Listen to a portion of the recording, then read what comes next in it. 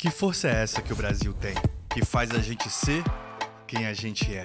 Eu, como um bom brasileiro, vou dar a receita. Anota aí. Você pega o Brasil da Luísa, da Jurema, mães que criam os filhos com muita luta, e junta com o da Sabrina, a primeira a passar em medicina na família.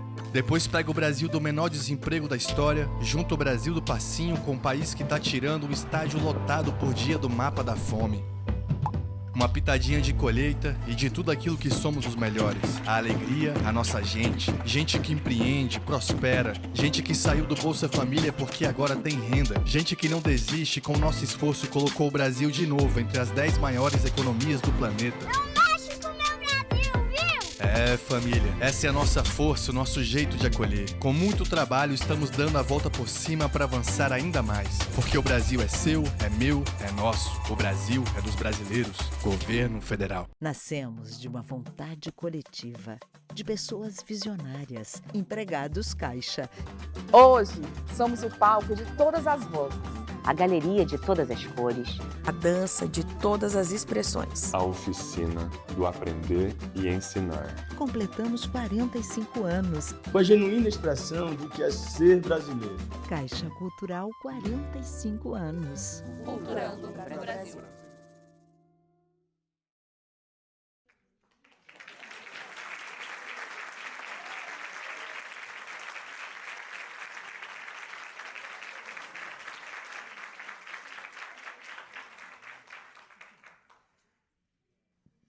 Pessoal, muito boa noite. Que prazer estarmos aqui reunidos mais uma vez para o Sempre um Papo, nessa que é a última edição da temporada de 2025 do Sempre um Papo aqui em Brasília. A gente tem a sorte do Sempre um Papo, que passa por várias cidades também, acontecer aqui em Brasília. Eu tive a sorte de muitas vezes estar aqui como ouvinte, ouvindo autores que eu sou fã. Tivemos uma temporada incrível esse ano com Walter Ugumãe, Ana Maria Gonçalves, Liana Alves Cruz, Paulo Scott, Bianca Santana, tanta gente boa que a gente teve por aqui. Algumas vezes eu tive como mediadora, algumas vezes como ouvinte, mas sempre foi uma alegria estar aqui. E, para fechar essa temporada, né, de 2025, a gente tem uma alegria, uma honra de ter entre nós, né, para conversar, para a gente poder bater um papo, poder ouvir um grande escritor brasileiro que nos deu um presente nessa reta final de ano, um presente de Natal, porque, assim, quem é fã da trilogia O Lugar Mais Sombrio esperava já há um tempo esse presente, que é o encerramento da trilogia com o lançamento de Dança de Enganos, o livro que a gente vai falar hoje. Milton Ratum. Acho que não precisamos mais apresentações. Ia trazê-lo, né, fazer uma apresentação, mas ele já veio, dispensou, né, Milton, essa apresentação. Então, sejam muito bem-vindos. A gente vai fazer aqui o nosso papo, depois vamos abrir para perguntas. Sei que temos muitos leitores do Milton aqui. E, em especial, Milton, eu sei que a gente falava sobre isso agora antes de começar, o Milton está com uma agenda meio... porque cada dia ele está numa cidade diferente, fazendo os papos para o lançamento do Dança de Enganos. Mas eu quero crer que Brasília tem um lugar especial entre essas cidades, não só porque Brasília é cenário, não só cenário, podemos dizer isso, né? As cidades são protagonistas quase que nos livros da trilogia, mas porque você viveu aqui e você me falava que ficou quase 30 anos sem vir a Brasília. Queria, já para começar a perguntar, Milton, como é para você voltar? Eu sei que o tempo que você viveu aqui foi um tempo duro, quando você era adolescente, eram tempos, né, também duros, mas poder voltar a Brasília hoje, como é que é reencontrar amigos? Sei que temos muitos na plateia, amigos seus de Brasília. Seja bem-vindo. Muito obrigado, boa noite. Obrigado pela presença de vocês. Muito obrigado. Obrigado, Cibele. Agradeço também à Caixa Cultural, ao Afonso Borges, escritor e gestor cultural, querido amigo. Bom, olha, eu, de fato, passei muito tempo, décadas, sem vir a Brasília, porque, quando eu saí, um pouco como o personagem Martim, no fim do primeiro volume, eu achava, e ele também achava, mas eu, mais do que ele, achava que não ia voltar tão cedo, ou nunca mais. E, no entanto, foram amigos. Isso foi em 2000 ou 2002, quando eu publiquei o Dois Irmãos.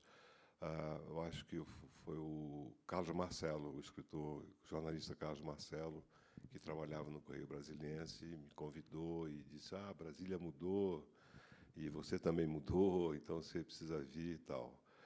E foi quando também já estava pensando vagamente na trilogia. E graças a esses amigos e ao querido Nicolas Ber, que deve estar aí, eu não sei, não estou enxergando, o poeta, nosso poeta, e que foi meu guia por Brasília, e revisitamos tantos lugares, e eu fiquei encantado pela cidade. Então, só os mais jovens não imaginam como era Brasília em 68, 69, né? Era outra cidade. Né? E, quando eu voltei, Brasília era uma cidade já verde, né? Uma cidade, né, resplandecente, que já tinha, enfim, arborizada, tinha um jardineiro de Brasília, né, que cuidou enfim, das plantas e tudo. E eu revisitei todos esses lugares, e a universidade, a UNB, soube que o CIEM agora, naquela época, já tinha virado acho que um pronto-socorro, um hospital, não sei. E, enfim, foi uma volta nostálgica, mas foi também uma... é curioso, porque a primeira vez que eu revisitei o Lago Norte com Carlos Marcelo, tinha uma pessoa idosa, um homem, um velho, como eu, um velho, mas não que nem eu, mas velho como eu, sentado de costas com 2 seguranças enormes do lado dele. E eu fiquei curioso. Eu disse: o que é isso? Que cena louca! Vamos lá ver, numa cadeira de rodas. E eu me aproximei. Era o general Stroessner, grande assassino, né, torturador, né, um dos maiores criminosos desta América, porque tinham dado, sei lá, asilo político para ele, e estava aqui no lago. Então, houve coisas boas e coisas horríveis, né, que a gente viu. E depois eu entrei mesmo enfim, voltei outras vezes e me reconciliei totalmente com a cidade. Hoje é uma grande alegria voltar a Brasília. A gente falava, né, agora há pouco sobre a trilogia. A gente tem a chance, né, você nos deu a chance de acompanhar esses personagens, a passagem do tempo para esses personagens. A gente conhece o Martim no Lugar Mais Sombrio, ele tem 15, 16 anos. A gente vê esses personagens envelhecerem, e as transformações das personagens, mas também a gente tem as transformações das cidades onde se passam os romances da trilogia, né, Milton? E, sendo uma pessoa que não nasceu em Brasília, que chegou em Brasília depois, a partir do livro, eu conheci uma cidade que eu não conhecia. Inclusive, né, você faz referência a lugares, eu te perguntava agora há pouco, lugares que eu não conhecia de Brasília. Eu queria que você falasse um pouco também sobre isso. É proposital falar sobre as transformações das cidades, porque a gente tem aqui o plano piloto, temos a Ceilândia, no livro 1, a gente está falando, né, Na Noite da Espera, onde Brasília é mais presente. Mas isso também acontece nos outros, em Santos, Ouro Preto. Queria que você falasse sobre isso, as transformações que as cidades também, que tem um lugar muito na sua obra, não só na trilogia, né, as cidades, o espaço físico, não só físico, geográfico, mas também os lugares da memória, né? Queria que você falasse sobre isso e como que você construiu isso na narrativa, porque exige um trabalho também de pesquisa, né? Um trabalho, entender o que acontece nas cidades, nessas cidades que são múltiplas no Brasil e na Europa, e em Brasília também.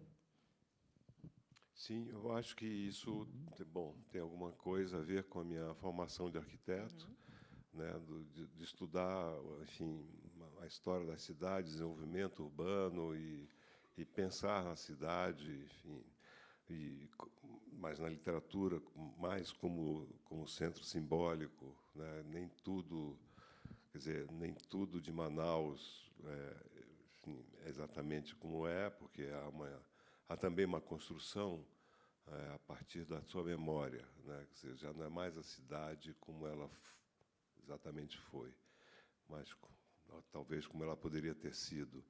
Mas a cidade, eu vejo sempre, e isso acontece nos romances, né, não como um espaço separado da vida das personagens. Então, eu acho que há sempre um esforço para você, vamos dizer assim, ligar a questões, né, interiores, né, da personagem com a própria cidade. Então, a solidão, por exemplo, essa solidão radical do Martim, absoluta, quando ele chega a Brasília, vindo de São Paulo, foi essa coisa de não ter vizinhos, né, de você, o espaço, vamos dizer, vasto demais. E isso, em 68, era ainda... Hoje, talvez não, porque há tantos centros, enfim, comerciais, mas, mesmo assim, naquela época, era muito difícil você sair de uma cidade convencional e chegar a Brasília. E eu sentia essa solidão, porque eu vinha de Manaus, que era uma cidade relativamente pequena naquela época, 300 mil habitantes, mas com uma vida de praças, de balneários, de uma vida clânica, né, de grupos, quintal, etc., turmas. E aqui não tinha nada disso. Não tinha nada. Então, essa solidão do Martim eu senti profundamente. E claro, e o CIEM também, onde ele estudou e eu estudei, mas as semelhanças param aí, param por aí. Tudo o resto é invenção. É invenção, mas também tem uma ajuda de uma memória coletiva e de uma memória das pessoas que conviveram com você, né? Nesse tempo. Anotei aqui, né, que em um dos diários de Paris, o Martim diz assim, né, que sem a memória dos outros eu não poderia escrever. E eu acho que é o Ox que fala também, em algum momento, chama o Martim de ladrão de memórias, né? E ele é. Ele é, né? Você também fez, né, Milton? Confesso que eu roubei. Queria que você falasse sobre a construção, né, esses arquivos pessoais, relatos, diários, na construção do romance. Como é que você foi arregimentando, juntando a sua imaginação como escritor, as suas memórias, né, e também esse conjunto de memórias dos outros que você, como ladrão, um bom ladrão, roubou para ficcionalizá-las. Sim, eu pedi emprestado, na verdade, porque eu conversei com muitos... com os sobreviventes da minha geração, eu posso dizer assim, e que viveram em Brasília, moraram aqui, e enfim, um deles veio comigo de Manaus, o Aurélio Miquiles, que eu acho que alguns de vocês já conhecem, porque ele acabou ele fez um documentário muito forte, chamado Onestino, sobre Onestino Guimarães. E o Aurélio ele tem uma memória muito forte daquela época. Ele conheceu o Onestino, enfim, ele estudava no Elefante Branco, eu no CIEM, e também outro amigo que veio, eram os três que saíram de Manaus para morar em Brasília.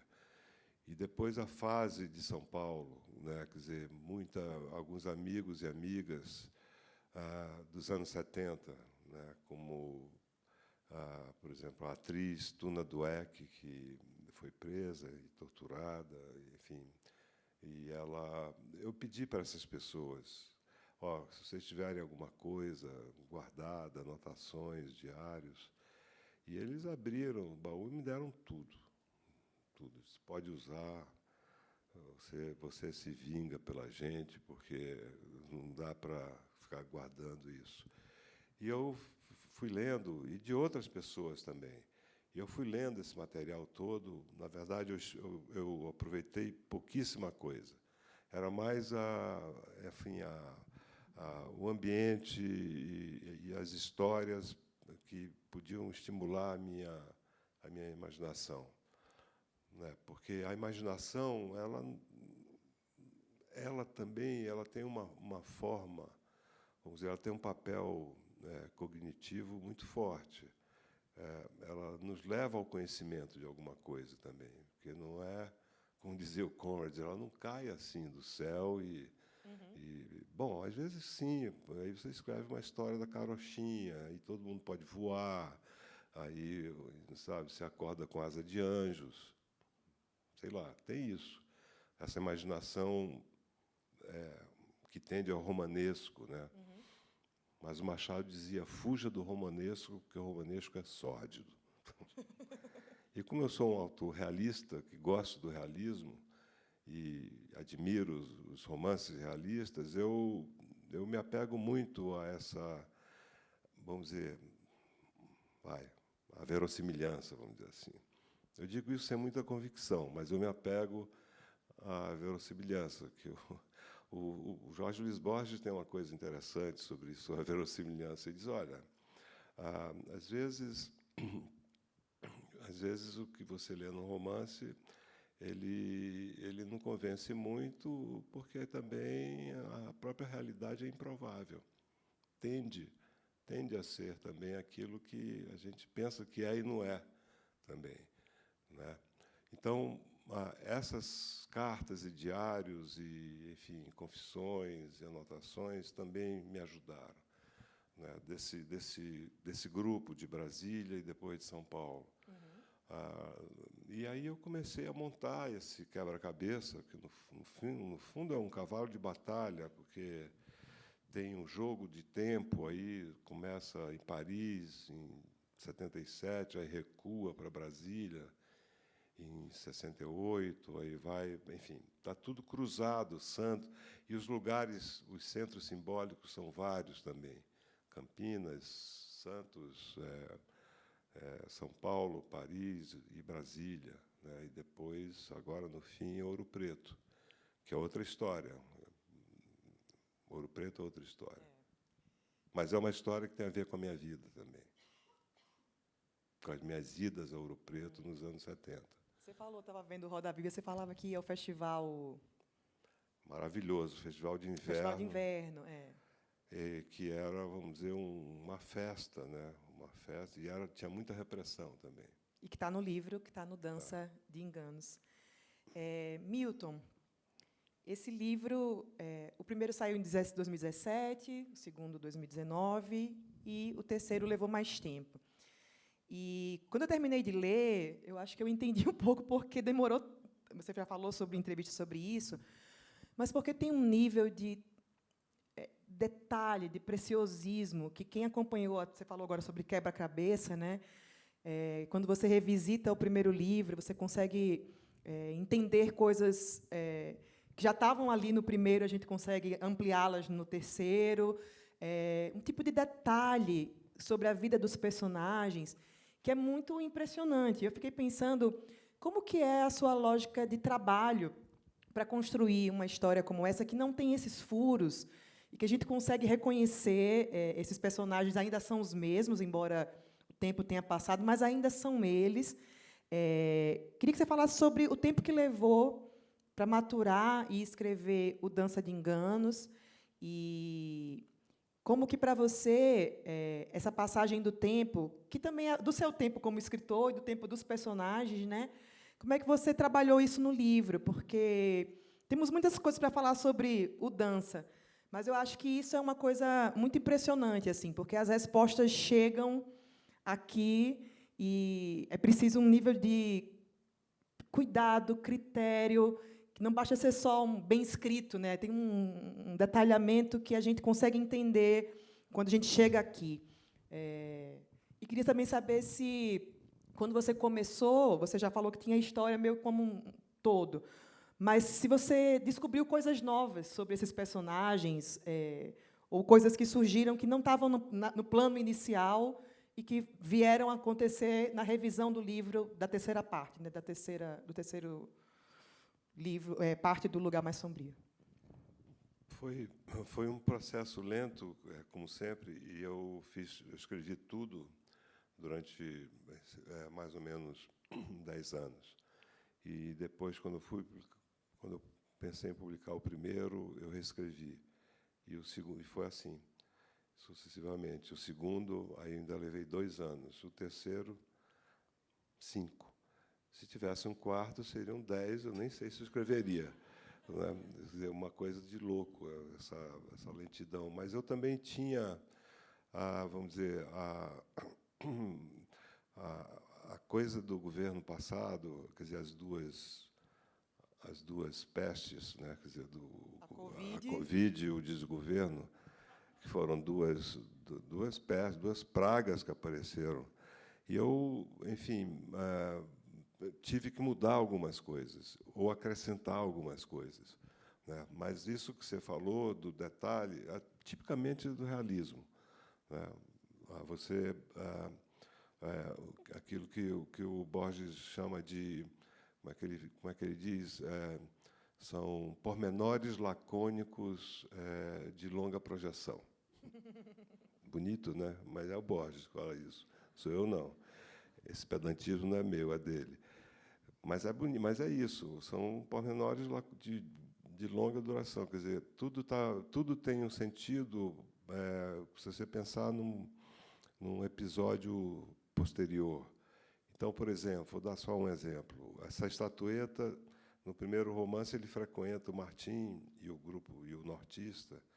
Eles são protegidos por um embaixador, pelo embaixador Fazão, né, que salva, na verdade, os dois. E que tem uma biblioteca, é um diplomata, tem uma biblioteca maravilhosa, e tem as estatuetas. Ele serviu na África, e tem as estatuetas africanas, e o Martim rouba uma estatueta. Não é só memórias que ele rouba, ele gosta de pegar as coisas. E essa estatueta que ele rouba e vai embora para São Paulo reaparece nas últimas páginas você notou isso, né, do Dança de Enganos, porque é uma mulher, a estatueta feminina que tem ali um significado também. E ele vai, para onde ele vai, ele leva aquilo. Né? E aí tem a ver com a coisa da mãe, etc. Então, vamos dizer, são detalhes que todo escritor ou escritora pensa nisso. Né? Alguns são mais maniaques, alguns pensam são muito detalhistas e querem, vamos dizer, estabelecer relações simbólicas, de memória, entre objetos, personagens, até gestos, às vezes, né, que têm um significado ali no conjunto. Né? Então, tem esses pormenores muito espalhados em vários registros, que, no último volume, eles ressurgem, vamos dizer assim. Como ressurgem também a história de vida de personagens que estavam meio ocultos, sim, ou pouco delineados nos romances anteriores. Porque eu pensei o terceiro volume como a voz dela, o romance da mãe, as memórias da mãe, que esclarecesse, que preenchesse as lacunas ou desatasse esses nós um pouco cegos dos romances anteriores. Há um pouco de elucubração também nisso tudo. Às vezes os leitores não percebem. Você percebeu, muito obrigado, aliás, porque você sente que o esforço não foi em vão, né? Porque, às vezes, ninguém percebe. E eu digo, por que eu fiz tudo isso, já que ninguém percebeu? Eu fiz isso para nada. Mas os críticos, os leitores atentos percebem. Mas é uma necessidade também interior, não só minha, mas do gênero do romance, que é uma convenção. O romance adquire 1000 formas diferentes. Né? Agora estão louvando os romances que não tem pontuação, enfim, do começo ao fim, mas isso já existe há 100 anos, né? Textos sem pontuação. Todo o fim do Ulisses, do Joyce, não tem pontuação. Isso, enfim, são detalhes da literatura realista, né?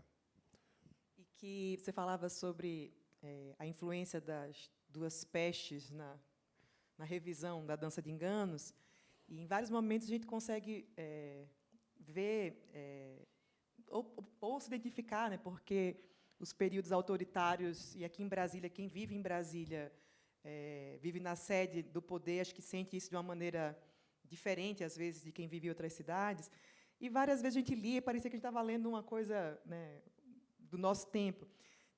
Separei aqui um trecho na Casa da Baronesa, falávamos sobre isso, né, em que alguém faz um relato, um gaúcho, fala assim: uma rede de criminosos que rasgou a Constituição pode ser chamada de governo honesto e rígido?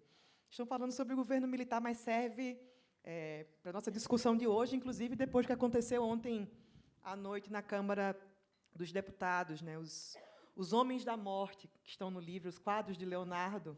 Esses homens da morte estão sempre à espreita, né? Mesmo quando eles estão presos, eles estão confabulando o tempo inteiro, e a gente, de alguma maneira, vê isso também na trilogia. E outra coisa, Milton, que eu queria te perguntar, eu li o livro, terminei de ler o livro, quis deixar para ler assim mais para a reta final do nosso papo, para ficar com ele na memória. E vocês sabem, o terceiro livro do Milton, a personagem principal é Lina, é a mãe de Martim, mas não só ela, mas muitas mulheres, a partir de Lina e do que ela vai descobrindo sobre essa rede que a cerca, a gente também descobre sobre muitas mulheres. E isso, a gente tem a chance de conhecer mulheres que, como você falou, personagens que até então eram menores nos outros livros, né? Elas se revelam no terceiro. E não só Lina, mas temos, enfim, Aurora, Leninha, Karen, Delinha, Karen, enfim, muitas. Ondina, a mãe de Lina. E eu fiquei pensando que todas elas, de alguma maneira, Milton, são marcadas por gênero, assim, por serem mulheres. A história delas também é definida por isso, né? Ondina é assim, Lina, por ser filha, por ser mulher. Muito do peso que elas carregam tem a ver com isso. E a gente vem nesse momento em que nós fomos às ruas, as mulheres, inclusive, né, no último final de semana, pedindo, enfim, fim dos feminicídios, dignidade para nós. A mãe de Delinha, né, uma personagem que, né, não vamos dar spoiler, mas que tem a ver com essa discussão que a gente está fazendo agora. Essa discussão sobre o papel da mulher na sociedade brasileira hoje, as violências que não terminam, elas também influenciaram a tua escrita no livro, como o governo passado também influenciou essas questões contemporâneas mesmo, sobre que as mulheres estão reivindicando e discutindo. Claro, sim, mas são questões muito antigas, né? Bom, você escreveu um livro sobre isso, né? Você falando da Almerinda Gama, que você fez a biografia, que eu conhecia muito pouco e agora vou conhecer, vou ler, né? Uma história incrível, né? Uma mulher que viveu 100 anos também, que sofreu todas essas violências e, enfim. Mas isso vem da minha infância, do meu. Hoje eu tenho certeza, hoje não, já faz tempo, que eu não saí de Manaus só para estudar arquitetura, porque na época não tinha curso de arquitetura na Universidade do Amazonas. Eu saí também porque a província ela sufocava. Ela me sufocava, e os meus amigos também me falaram a mesma coisa. Nós tínhamos essa ideia de ir embora. E o mais perto era Brasília, 3 horas de voo. Você sabe que a Almerinda fala isso, que ela fala que saiu de Belém porque o meio era muito estreito em Belém. Não mudou nada do tempo dela para o meu. Hoje, Manaus é uma cidade diferente, mas nem tanto. Nem tanto. Não vamos exagerar também, porque a barra lá é muito pesada, da política, etc. Nem quero falar disso para não, como diria o Borges, não hablemos de coisas tristes. O muito triste, porque toda vez que eu falo de Manaus eu fico amargurado. Mas tenho que falar, porque eu vou para lá daqui a 2 dias. Já estou me preparando, né, psicologicamente. Você vê que isso aqui já é quase um divã, né? Daqui a pouco, se eu deitar um pouco, vou falar coisas.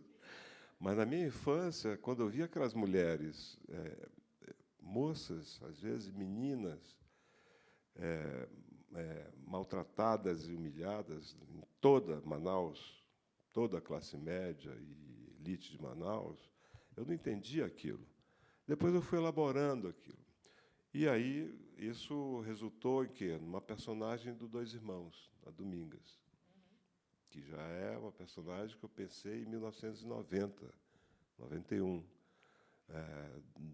da condição feminina mesmo, dessa mulher que é deslocada do seu lugar, da sua, enfim, comunidade para Manaus, de Manaus ela, enfim, isso ainda ocorre, né? Ocorria muito, mas ainda ocorre. Então, acho que é uma questão muito antiga que vem todo o processo histórico brasileiro foi isso, né? De explorar da escravidão, etc. E na Amazônia, em relação aos indígenas, na Amazônia, e negros também, negros e indígenas. Então, isso foi marcante. Agora, como elaborar isso? Aí é que são elas. Né? Como construir essas personagens? No caso de Ouro Preto, das personagens de Ouro Preto e de Santos, é que eu morei também em Santos. Foi uma das cidades onde eu morei, quando eu era jovem, quando eu fui de Brasília para São Paulo. Eu passei 1 ano em Santos e também conheci esse bairro, Macuco, conheci Santos. Andava muito por lá, pelo litoral, e conhecia também essas moças que trabalhavam nas casas, etc. Então, eu quis juntar, quer dizer, essa experiência somada com outras coisas, com leituras, e, enfim, e, no fundo, com a imaginação que você usa para construir essas personagens. Né? Só que, vamos dizer, o destino, a vida e o destino delas são diferentes, bem diferentes. Delinha e Aurora, principalmente, né? As duas, então. Delinha e Aurora. Uma vai para um lado, outra vai... Mas as duas se libertam, né? Se libertam, porque, no caso, a Domingas, não. Porque já é uma outra também geração, você vê, né? Porque o caso da geração do Dois Irmãos, da Domingas, ela não tinha força. O filho já tinha, mas ela não. Mas no caso dessas duas, já um outro momento da vida brasileira e também outras cidades e tal. E tem a Irma também, que é uma personagem, é uma das que eu mais, enfim, me empenhei em construir, porque além dessas questões vamos dizer, da violência, da humilhação, da exploração, tem também a questão da sexualidade, tanto dos homens e das mulheres, que você, claro, percebeu isso no livro. E era um tabu também, nos anos 70. E aí tem a história das outras personagens femininas também, no Ponto de Fuga, daquelas duas moças, que uma é internada e a mãe que interna. É a mãe que interna a filha, manda internar a filha, prende a filha, sequestra a filha, porque geralmente são os pais, que são os homens que fazem isso com as filhas, os pais. Mas não, em algum momento também as mães fazem. Uma mãe fez. Aconteceu com uma amiga minha. É verossímil porque aconteceu com uma amiga minha que me contou toda a história e disse: pelo amor de Deus, fala disso porque eu não aguento mais. Só eu sei dessa história. Eu quero que as pessoas saibam que existiu isso. E ela, de fato, é o pai que tirou da clínica e ela fugiu com a companheira dela, acabou nos Nambiquaras, em Rondônia, e ficou lá. Então, são histórias de vidas que vão, enfim, falando do Brasil também, como ele foi, como ele é, né? Porque tem, assim, a gente sabe a história principal, mas essas outras histórias, né? Porque essa exploração me doeu muito. Delinha era uma criança quando ela vai, é uma das personagens da dança, né? Ela vai trabalhar, ela é um pouco mais nova do que Dácio, né? É uma criança indo trabalhar na casa. E também a Aurora, que vai trabalhar naquela casa a quem se acha que ela deve muita gratidão por ter, como acontece muito nas famílias ainda, né? Ainda infelizmente no Brasil de classe média, que foi encontrado numa carta, né? Essa história da carta, né? E aí os amigos lá de Ouro Preto, há há muita pesquisa no Brasil todo, né? É incrível como as pesquisas em ciências humanas, e há muita coisa sobre Ouro Preto, e eles me mandavam teses e dissertações e jornais antigos, cópias da imprensa, e aí você vai vendo como você viu na vida da Almerinda, como a escravidão foi uma coisa, as consequências, né, foram muito nefastas. E aí eu entendi Ouro Preto, o que é Ouro Preto, depois das várias visitas que eu fiz, e passava uma temporada lá, e das leituras também, como aquilo foi construído, né, para entender quem é a personagem. Porque você pensa numa personagem, você tem que entender também a vida dela, né, se aquilo, enfim, faz sentido, e etc. Então, foi um trabalho de pesquisa também que eu fiz. Esse Dança de Enganos é o meu livro mais refletido. Assim, eu pensei muito nele, cada você falou, cada frase foi pensada. Foi uma desgraça. Nunca mais eu faço isso. Não aguento mais. Eu acho que... Eu não sei se alguém aqui já leu o livro, né? Já está com o livro na ponta da língua. Eu gosto muito de Delinha no livro. Eu também. Você sabe, eu gosto, né? Como ela também vai tocar a vida dela, tem os seus... Essas mulheres, elas são mulheres muito complexas, têm as suas relações. Delinha tem o seu coroa que ela arruma também depois lá, né? Maravilhoso. Sim. Lina é apaixonante, todas elas... Fiquei muito feliz, assim, porque, né, sou uma autora feminista, e quando a gente lê um livro em que mulheres não são, sabe, retratadas daquela maneira... São mulheres complexas. Lina, ela tem muitas contradições, e ela sabe disso. Ela se pergunta se ela errou quando ela não levou Martim para morar junto com o artista, e sofre com uma mãe que também pode ser muito cruel com ela. Você falava sobre a mãe que interna a filha, né? E Ondina, que é a mãe de Lina, ela é muito cruel com a filha. E não só as mulheres do livro, né? Temos homens nesses livros também que são... Rodolfo um horror, né? Bom, eles estão aí, né? Eles existem. Estão aí. Rodolfo, que no começo da trilogia a gente sabe que ele é um homem que não é muito legal, mas, enfim, ele vai se revelando ao longo dos livros, e no terceiro isso fica muito evidente, porque falar também de gênero também é falar do gênero, né, não só feminino, né, mas entender sobre a condição feminina a partir desses homens que também podem ser muito violentos, opressores, de um jeito que nós conhecemos bem, e por isso que essa discussão, ainda nessa perspectiva, ainda é tão contemporânea, né, Milton? Eu acho que isso, pois ele... Mas a gente não pode contar tudo. Fica querendo falar do livro. Eu quero falar mais, mas não posso. Então, não vou falar. Eu acho, Milton, que a gente pode começar a abrir para as perguntas, que eu acho que o papo fica mais rico quando a gente consegue ouvir também outras perspectivas de vocês. Quem tiver perguntas, já pode ir levantando a mão sobre o dança, sobre o processo criativo do Milton, sobre outros livros também. Já vamos lá, começando aqui. A gente chega já aí, já tem uma turma assim levantando o braço. Cadê? A Helena vai chegar aí.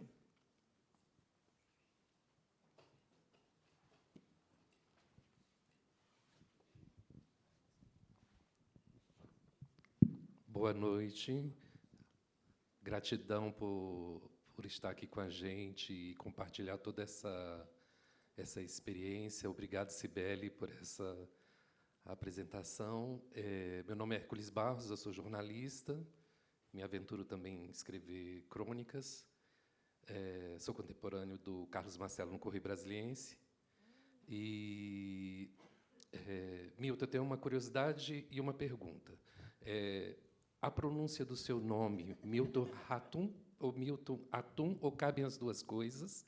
E essa é a curiosidade. E a pergunta é, independente do seu acreditar, do seu nível de esperança, diante de todas essas questões que a gente tratou aqui, que seus livros tratam, e dos personagens, que conselho você daria para a geração que hoje está aí nessa pré-adolescência, adolescência, e que tem um mundo para viver?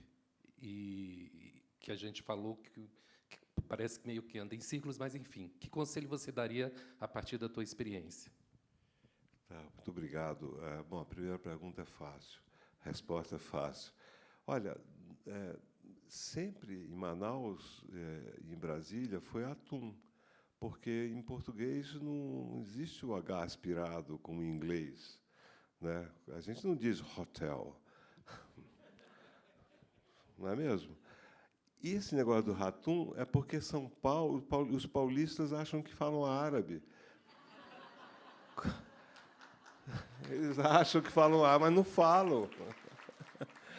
Tem 1 milhão de paulistanos de origem, 1 milhão, só em São Paulo, na cidade de São Paulo, de origem sírio-libanesa. Aí, de repente, começam a falar ratum, ratum. Eu digo, pera lá, você fala dicionário Weiss ou é dicionário Weiss? O ministro é Fernando Haddad ou é Haddad? Que história é essa? Mas acham que falam árabe. Então, bom, se falam árabe, vamos falar logo em árabe para que... Bom, enfim, e ficou...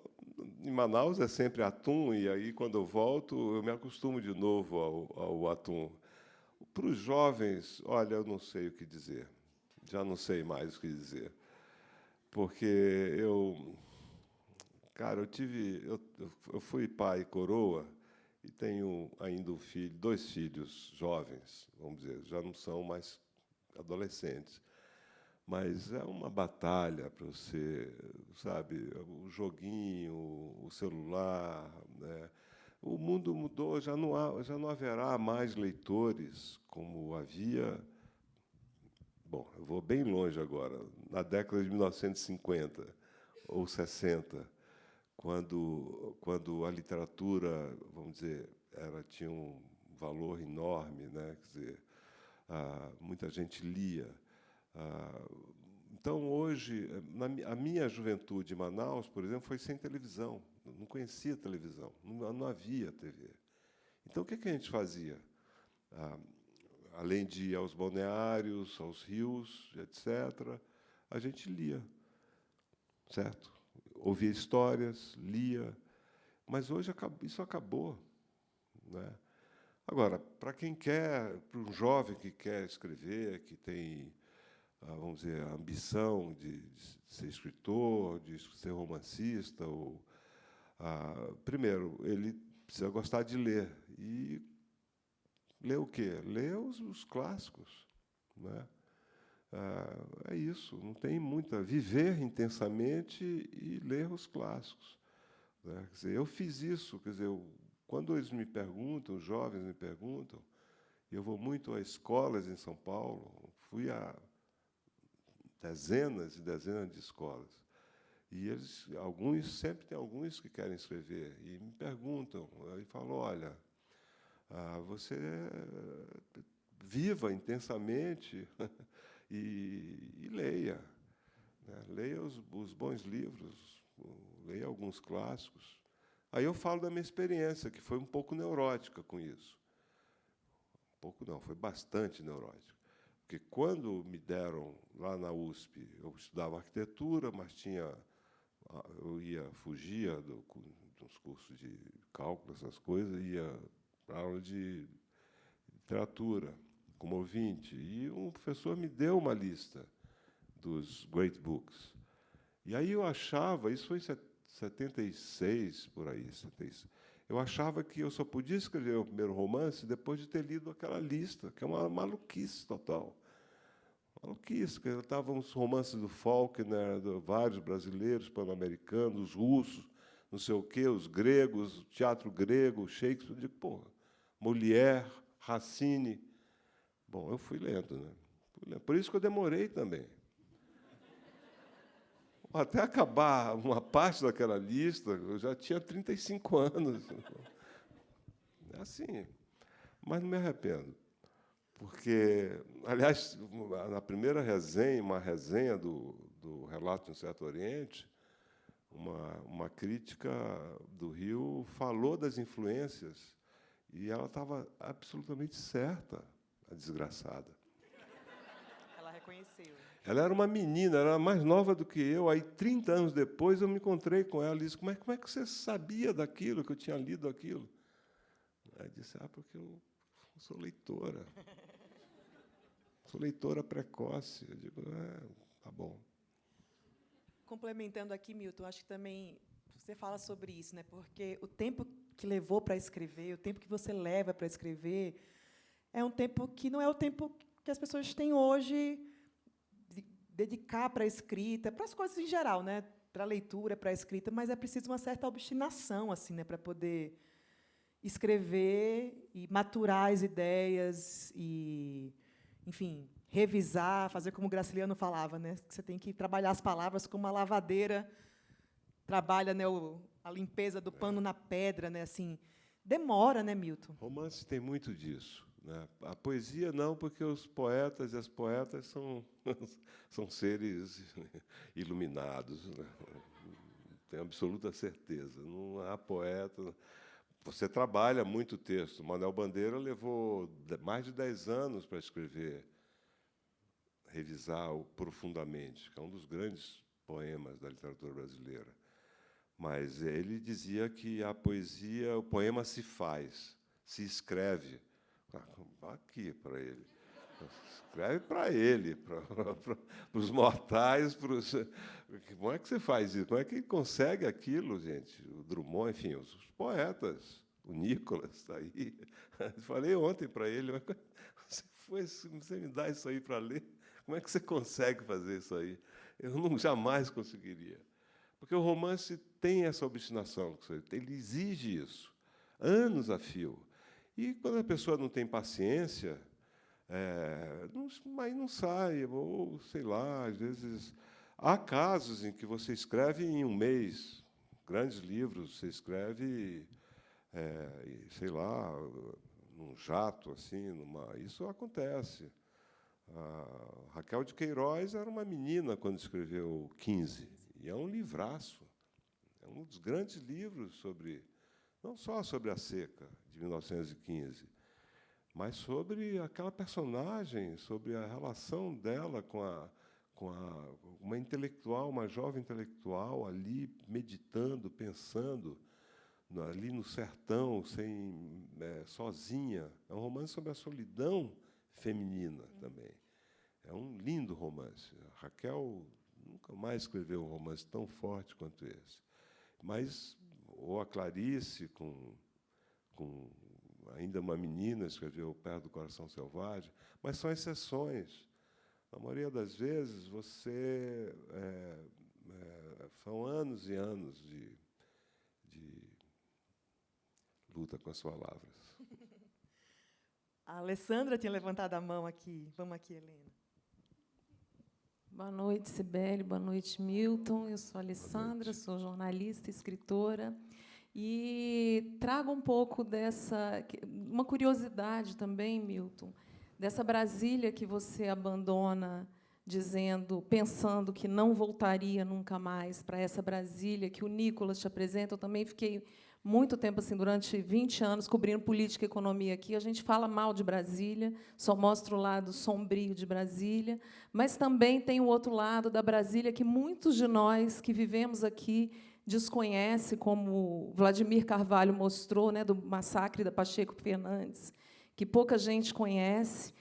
E eu te pergunto, para juntar esse lado arquiteto com arquiteto de ficções também, como que é voltar para essa Brasília hoje, nesse contexto do mundo, né? A gente vendo as democracias no mundo ruírem, guerras absurdas, você voltar para essa Brasília. Eu imagino que você tenha saído daqui por conta, né, da repressão, dos anos da repressão, e por isso tenha dito que não voltaria, voltar agora.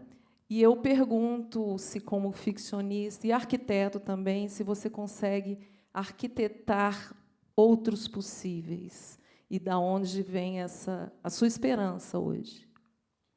Eu acho hoje, Brasília, eu acho uma cidade fascinante, sobre todos os aspectos. Eu acho que ainda é, apesar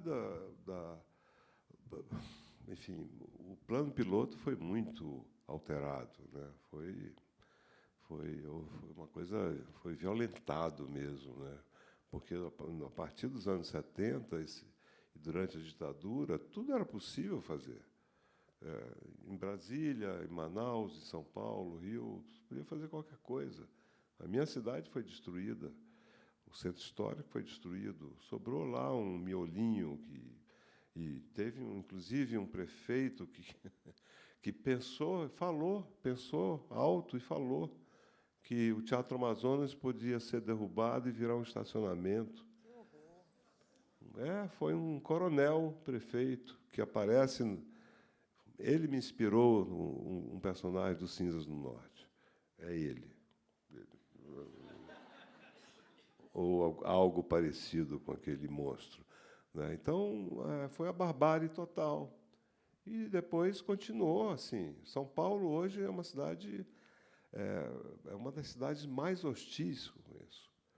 Eu moro há 25 anos lá e você, agora, para ver o céu, você tem que olhar, quase que se deitar, né? Erguer a cabeça, porque tudo foi liberado. Hoje vai ter um edifício de 80 andares na Zona Leste. É um delírio total, sabe? É uma loucura esse país, né?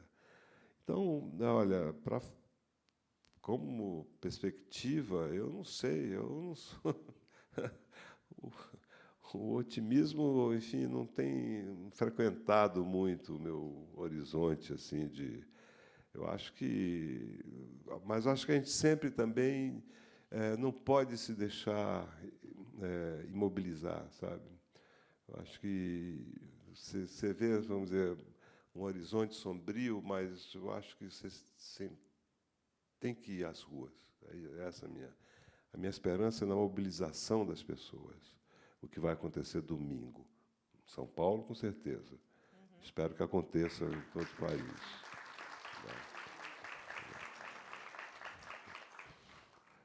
Quem mais? Aqui, Helena.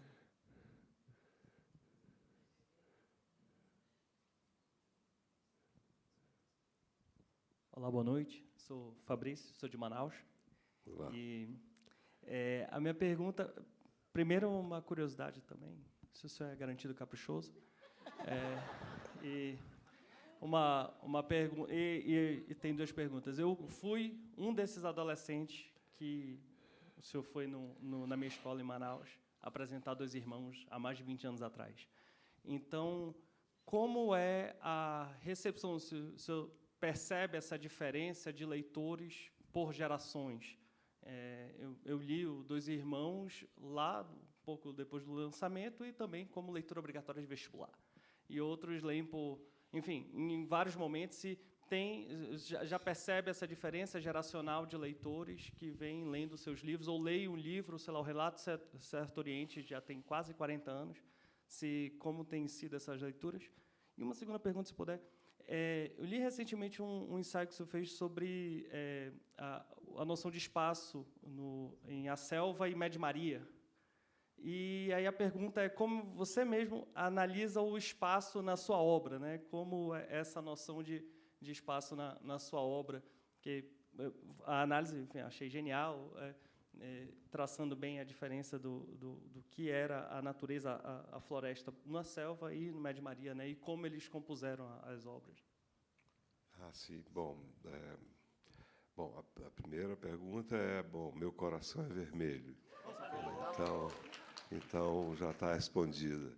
E depois, sobre as leituras, eu acho que os jovens às vezes me surpreendem e eu fico, aí sim dá esperança também, porque o Relato, por exemplo, é um livro que já tem quase, 36 anos, mas ele é ainda muito lido nas escolas. Em algumas escolas. O Dois Irmãos é uma praga. Aí está em tudo, em várias escolas, universidades. E eu não sei, eu acho que a nossa salvação é a educação. São os professores e as professoras. Não há outra saída. Agora, quando você pensa que a metade dos professores hoje, né, das escolas, são contratados por temporadas, né? Em São Paulo está trágico, a situação é trágica. E, além disso, as escolas cívico-militares, que esse cara de lá, esse governador de São Paulo, que é um bocó, é um ignorante, né? Que não conhece São Paulo. Né? Ele chegou lá através daquela onda da extrema-direita. Mas ele não tem um vínculo profundo nenhum com a cidade, nem com o Estado. Né? Então, ele está implantando escola cívico-militar. Quer dizer, é um desastre total. Não vai conseguir, vai dar mal isso aí. Vai dar mal. Então, mas eu acho que é um esforço muito grande, sabe? No sentido, por exemplo, o Haddad, ou Haddad. Agora eu fiquei em dúvida. Enfim, quando ele foi ministro da Educação, eles abriram mais de 250 IFES, Instituto Federal de Educação. Não é? Isso foi incrível, deu um salto, né? Foi um salto qualitativo. Né? Agora, você pensa, o Brasil... Porque você tem que pensar também no Brasil, lá no pequeno, não é só São Paulo, Rio, Recife. O Brasil tem 5.570 municípios, por volta disso, ou isso. A pergunta que eu sempre fiz é qual é o compromisso desses 5.570 prefeitos com a educação das crianças e dos jovens, educação pública de qualidade. Qual é o compromisso? Sabe? Qual é, vamos dizer, porque a democracia seria isso. Mas, com as emendas PIX, qual a esperança que se pode ter? Tem que acabar isso. O ministro Flávio Dino está certo. Tem que investigar para onde vai esse dinheiro. Porque, senão, vira uma zona total, gente. A gente não pode deixar isso acontecer. Como é que você recebe uma coisa, um dinheirão, e não sabe a que se destina? Quer dizer, nós que pagamos imposto, nós não sabemos a destinação dessa verba. Isso aí é uma loucura. Se você falar isso para um europeu, ele não vai entender. Ele não vai entender. Vai dizer, que loucura é essa? Por isso que o Flávio Dino, o ministro, falou outro dia.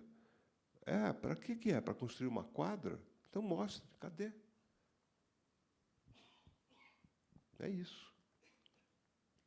Ele perguntou também alguma coisa sobre o espaço. Das cidades, no romance, aí a gente aprende também lendo romance. Porque como é que você aprende a escrever? Bom, você pode dizer, que nem o Guimarães Rosa, que aprender a viver é o viver mesmo. Aprender a escrever é isso, é o escrever mesmo. Mas o escrever mesmo exige o quê? Leitura. né? Então, como que eu, sei lá, Balzac, o começo do Père Goriot, do Pai Goriot. É como se fosse um voo de pássaro que se aproxima, né, de um ambiente pequeno, né? Então, essas descrições das cidades, ou então o Guimarães Rosa, que ele trabalha o espaço com muita propriedade, sempre em função daquilo que o personagem é ou está sentindo, não é? E aí você aprende ou Proust, ou qualquer escritor, vamos dizer, qualquer clássico, você aprende a construção do espaço a partir desses livros, né? E elabora o seu, né, de acordo com os seus personagens. O que não pode, o que a gente deve evitar é separar. O espaço já não é mais um ornamento. Ele já não é mais uma coisa separada do conflito, né? Então, posso dar um exemplo. No Dois Irmãos, tem uma seringueira no quintal, que é, vamos dizer, por que tem uma seringueira? Porque a seringueira, o látex, é a economia da região. Manaus existe por causa da seiva dessa árvore, certo?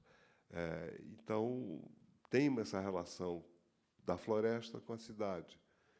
E tem uma relação também erótica e sexual numa cena em que ele abraça a seringueira, o tronco da seringueira, o Omar. Então, você tem que pensar no espaço em função de várias coisas, né? Perdão. Tchekhov, sim. Bom, esse é o mestre em tudo. Bom, você falou Tchekhov, eu estava falando da árvore, ele tem um conto chamado Três Mortes. É lindo, um dos contos mais lindos do Tchekhov. E uma das mortes é a árvore. São dois seres humanos e a árvore. Quer dizer, ele já sacava tudo isso, essa relação entre o ser humano e a natureza. A morte da árvore, que é a mais triste das histórias. Pessoal, a gente vai... Temos mais perguntas, né? Mas a gente está com um tempo bem apertado, porque o Milton vai ainda autografar, e a gente queria encerrar pedindo para o Milton ler um trecho de Dança de Enganos. Sempre acho que tem muita força quando os autores leem o próprio texto, a gente nem sempre tem a chance de poder ouvi-los. Então, a gente vai encerrar com o Milton lendo. A gente, né, convida todos para, enfim, se juntarem, né, pegarem o seu autógrafo. E aí as perguntas, quem sabe a gente consegue, que não deu para fazer aqui, os leitores conseguem conversar um pouco, né, Milton, no papo lá fora na fila. Aguentem firme na fila, façam amizade na fila, combinem clube de livro para ler o Dança de Enganos. Mas, coitados, eles estão com fome.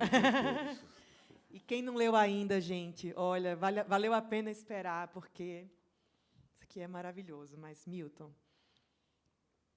página, você falou 124. Deixa eu ver se bom, é um trecho... Deixa eu ver se é isso mesmo.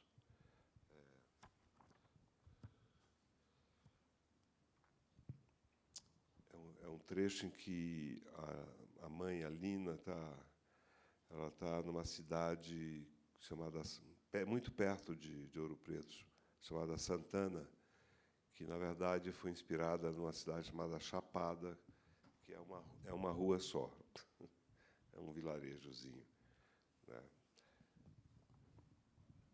E a Lisandra, que é uma amiga dela, lá de Ouro Preto, ela tem uma casa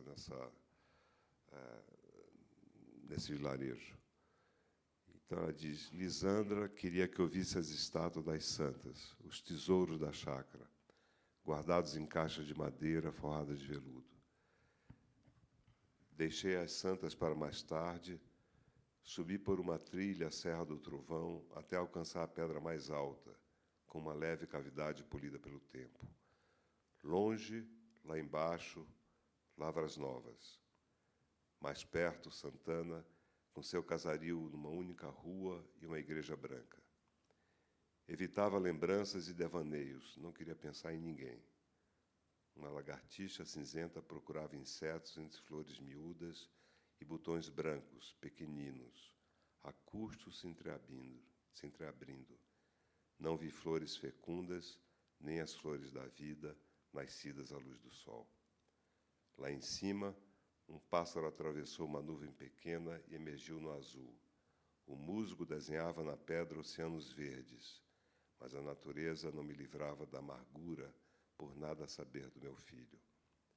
Essa aflição forte atenuava a tristeza de não mais amar Leonardo.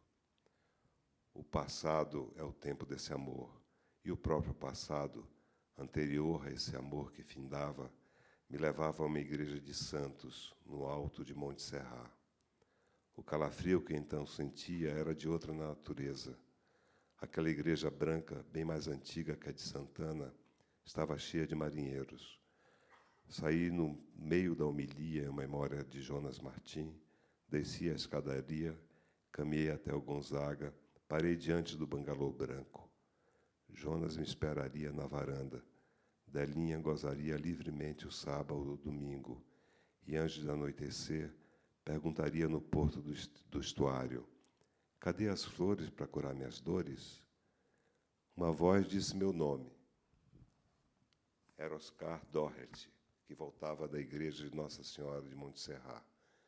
Entramos na casa, pedi para ficar um pouco no quarto do Jonas.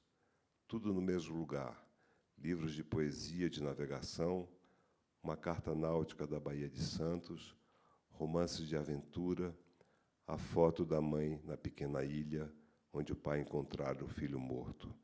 A mesma ilha que se aproximara de mim no salão do Círculo Italiano. Meus amigos vão chegar daqui a pouco, Lina. Teu pai, com certeza, tua mãe, não sei. Doherty não quis ver os postais e poemas enviados por Jonas. O olhar do pai parecia dizer: meu filho ainda está neste quarto. Obrigado.